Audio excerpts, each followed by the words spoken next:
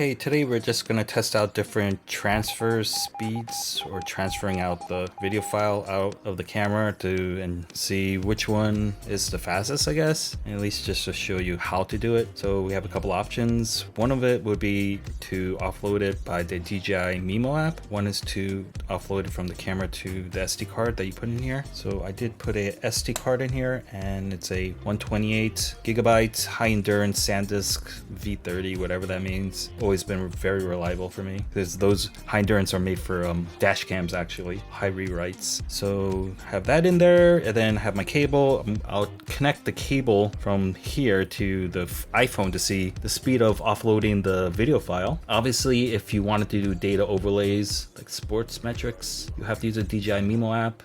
If you use a DJI Mimo app, it'll go via Wi-Fi. Make sure you have 5.4 gigahertz inside the settings, the fastest, and it's blazing fast. From what I saw, it went up to like over 80 megabytes a second, MB per second, which is at least double my Pocket 3 speed and transferring over Wi-Fi, so very fast. I won't even consider anything else at this point because of how fast it is. Of course, you have to delete the file after that. This wants to shut down. And then this one, if you offload it here to here, then it will actually auto delete the file. So it kind of, that's a little one step that it does well. I wish, I guess, to have another option, and this someone else mentioned this, in which you have the option to whether auto deletes the file, because maybe someone may use the SD card as a redundancy. Another thing to take note is that you have to make sure that the SD card is fairly big. A safe amount would be to match the size. If you had a 64, you'll have a 64 here. So there's a 128, there's a 128 gigabyte here, and that's because it doesn't allow you to select. So I guess that you can say it's another wish, if you could select which files you want to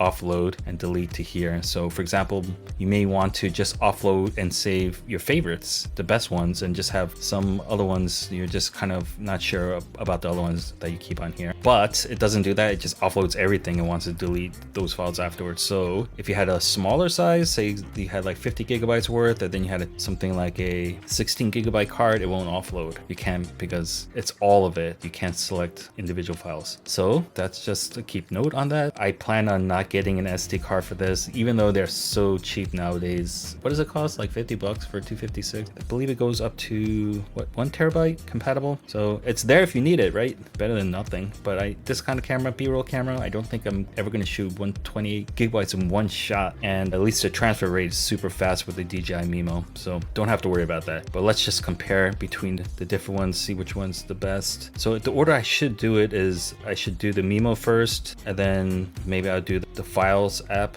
with here and connecting it direct, like I guess like a memory card. I suppose I'll read like a memory card. And the last one would be the exporting via directly into the SD card, because that will delete the file. We have a 5-minute video file, 4K, 30 frames per second. And swipe down, swipe across, and then you get to here. This shows what's left, 104 from the 107. So 128 is the model, 107 is the actual usable. We have about 104, so about 3 gigabyte, give or take. We have a 119 available for this 128 SD card, micro SD card. You have a storage button you can press here, and that will give you the option to format the internal storage or the SD card. And here is to export to SD, which we will do later. But yeah, most important is now we do that. Okay, DJI Mimo. Okay, we're in the DJI Mimo app, and let's just look for the Osmo Nano Connect. This is pretty seamless, and join shouldn't take that long. It wants to power off, but hey, I said seamless. Pick up the pace. Ready and go. Okay, now it's downloading. We have 82, 92. Ooh, this is the fastest I've ever seen. 96, 98 megabytes, down to 80. I think it's around 80. 100. I can't see why anyone would want to use anything but this to offload it. Okay, not bad. Well, I guess it will fluctuate. Done. Okay, 37 seconds. Okay, now we'll try to do a file transfer. So I'm going into the swipe down, go into the settings, swipe USB mode. So you have a choice actually if you want to do SD card or internal storage. So I didn't back up to here, so let's back up the file transfer for that. Type C to Type C, PD cable to connect. Okay, I shall connect this. So this connects to this, and then see, it should pop up. So this, oh, it says connect to here. Great. Last one. Yes, it's working. DCM is where the file is. Here it is. We get official 3.4 gigabytes. Ready and go back into photo album. Done. My god, that is quick. Well, all right, so this is king. That blows me away how quick that is. Okay, alternative to the file app inside the iOS, you can use the DJI Nemo. So it says select, it must be this one, Osmo Nano.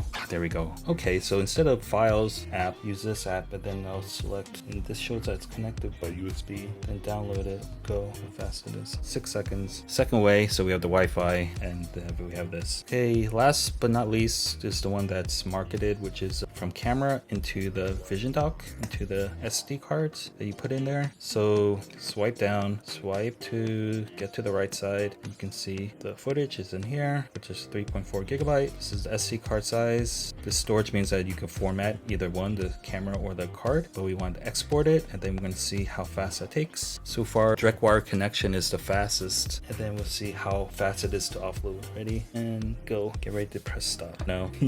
Obviously, backing up this way is the easiest because it doesn't require your phone if you're just looking to quickly back it up, because you're backing up and you're also charging the camera at the same time. So you may want this, may be your process or your procedure or your system in which you use this camera, because whenever break you have between activity, whether you're at a cafe to do it, some kind of stop at the end of the day, ooh, that is the slowest. So 51 seconds to transfer that over. So okay, so we realize how to do it. So basically what this comes out to, in my opinion, that I'm not even gonna buy, even though it's cheap enough to buy an SD card, I'm not even gonna back it up into the SD card. I rather just, from here to the Mimo app, I rather just wirelessly back it up and use this as just a charging or viewing module. And then if I was trying to back up as quick as possible, the full amount as possible, use a cable, and the cable is so much quicker. It's the quickest, lightning quick. You may want to just do that to the end of the day. So some people, they're trying to decide between 64 and 128, and I believe it's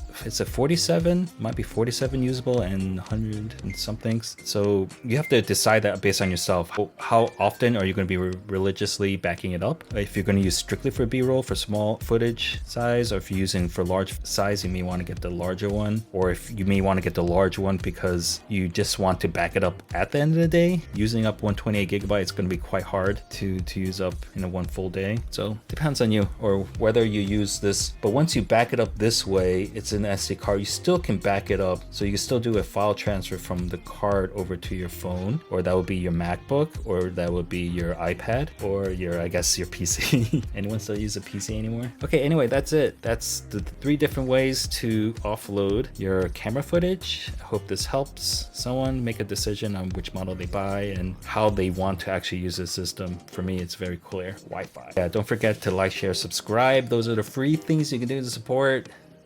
Doesn't cost anything. Yeah.